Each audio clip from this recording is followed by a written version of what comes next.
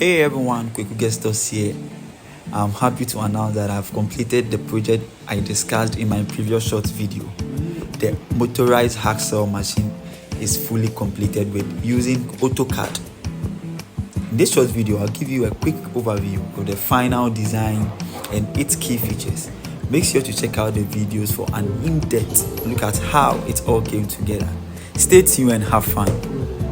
Alright guys, let's get it started. So finally, this is my design for a motorized hacksaw machine, and this one basically uses moto, and I think I'm about to render, and I hope and I know a lot of people will be asking me what rendering is and what is rendering.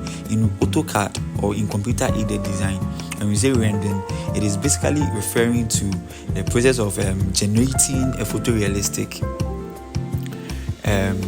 or non-photorealistic image from a 2D or 3D model.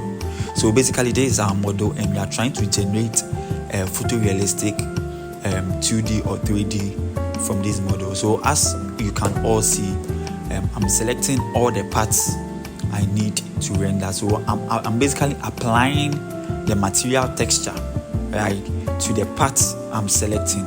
So what I'm doing now is I used the material section, I used the visualized over here, and I selected the material section, which I'll go into details very soon. Alright, so as you can see, to change this one, I think when we are drawing, we either select shaded with edges or shaded with gray, but I prefer shaded with gray due to certain reasons, which we'll discuss in the video later. Alright, so let's get started. So with the view portion, I think I'll select a realistic view, since we are rendering our model for it to look realistic, as in the machine we fabricated, the materials we applied on the machine.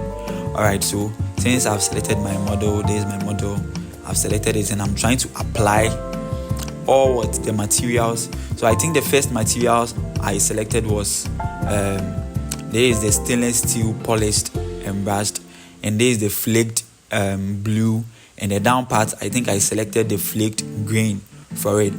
And as you can all see, since all these materials are made from steel, you have to go by the rules or the international standard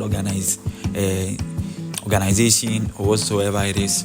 You have to go by their rules so that you can make this design to a particular standard or to a particular limit, right? So as you can all see, I'm selecting the basic component and applying each materials accordingly to how I want the design to basically look like. Alright, so I'm done now. I'm selecting the pulley.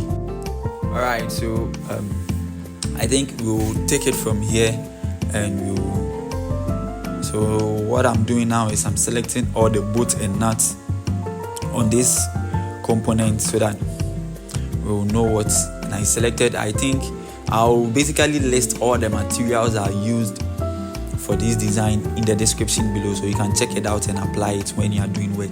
So here I think I realized there was a mistake somewhere. I think there were some drawn lines or root lines which I needed to delete it. So I was basically clarifying the mistake and seeing to it that everything is perfect and aligned together. Okay, so this is basically my window, my how do you call it, my rendering window, the material browse section that I have to select the materials to suit whatever fabrication I'm doing.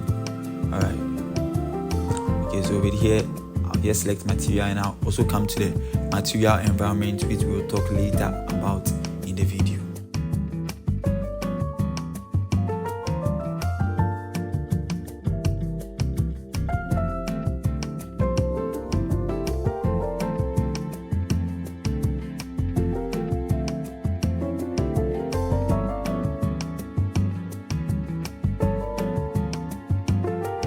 Alright guys, if you enjoyed this video, make sure you like, share, and hit on the subscription button. Catch you on